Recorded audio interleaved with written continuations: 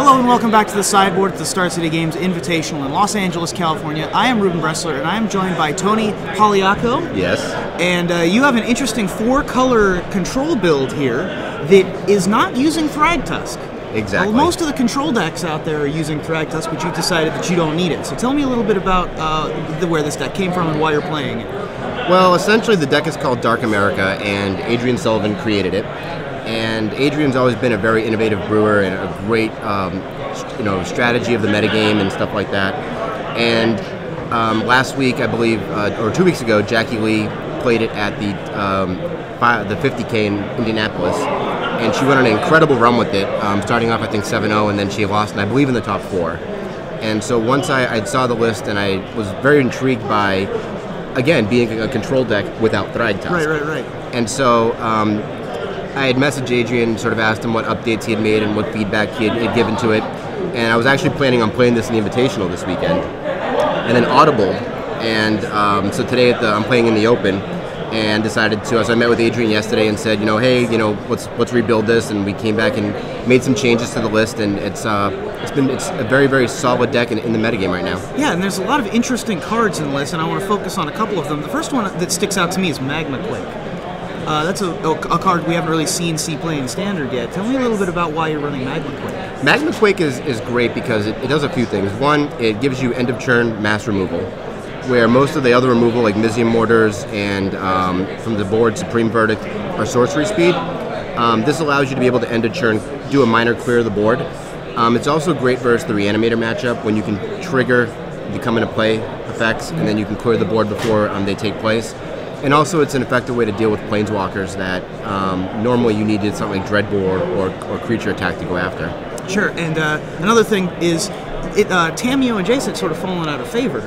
No one had really been running them anymore, but you're running a couple copies of Tamiyo and a copy of Jace. They're more in the sense of being utility. Tamiyo gives support by keeping creatures down while you're building up your control base.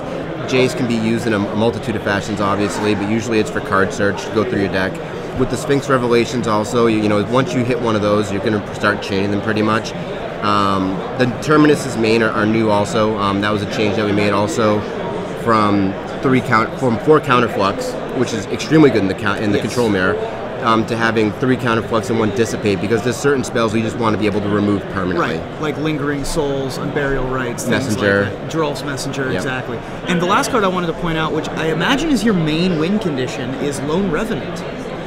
Ironically, Lone Revenant does work, don't get me wrong, but like Jackie had said, having an impulse on a stick is always a good thing. And so, besides it being hexproof and also being a sizable body, it's very, very well positioned that you're able to dig through your library to be able to get more answers. So even if they play something that can handle Lone Revenant, you usually have something in response that can take care of it. And the other win condition, of course, being Elixir of Immortality. Yes, and that actually has been a win condition. Has that been the main win condition, or versus Bant Control? Yeah. If Elixir sticks, it's usually they usually go right to game 2 sometimes. Nice. And so moving to the sideboard, we have some more interesting choices than the sideboard. The one that sticks out to me most is Nicol Bolas Planeswalker. Yes. And those come in against the control matchups as well? We essentially have a control suite that we bring in versus control. We bring in the Curse, the Nicol Bolas, the Reverberates, the Slaughter Games, and depending on the matchup, Witchbane Orb. And that positions us very, very well where other control decks tend to have more card draw or more focus. We make them have we have to make them answer more difficult things. Versus other creature matchups, we have like the Sever and the Rolling Tremble and the Tributes to handle those. Tributes also can sometimes come in a control mirror if they have like a 1-answer threat like we do. But it also like an Angel of Serenity or a Thunderbolt Hellkite or something like that. Especially when we need that life gain, so it proves to be very, very valuable. Excellent. And so this is pretty well suited to the metagame, I imagine. Yes. There are 3 decks that you really got to take care of in this metagame. It's Black-Red Zombies, or it's Black-Red Rakdos Aggro. Any number of Sphinx's Revelation control decks, and the Blue-White-Red Flash. The American control. And which of those are the best for you, and which is the worst? I would think that in the playtesting that I've done, the Black-Red's been a very good matchup because we have so much mass removal and we have life gain. And so we have numerous answers to be able to handle. If we can get past the early threats, we're very, very strong.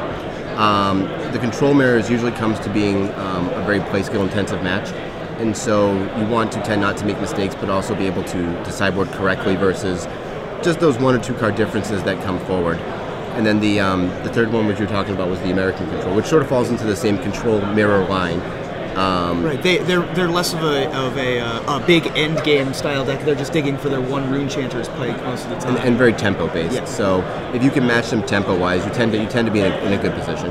Well, yeah, this looks like a ton of fun to play. And if you guys are tired of playing into Thragtusk on Thragtusk, Angel of Serenity on Angel of Serenity, slog fests, then this is an interesting thing to try, and it looks like a ton of fun. So get your Magma Quakes out, everybody. Yeah. So thank you, Tony, for joining me. Thank you very much. Appreciate it.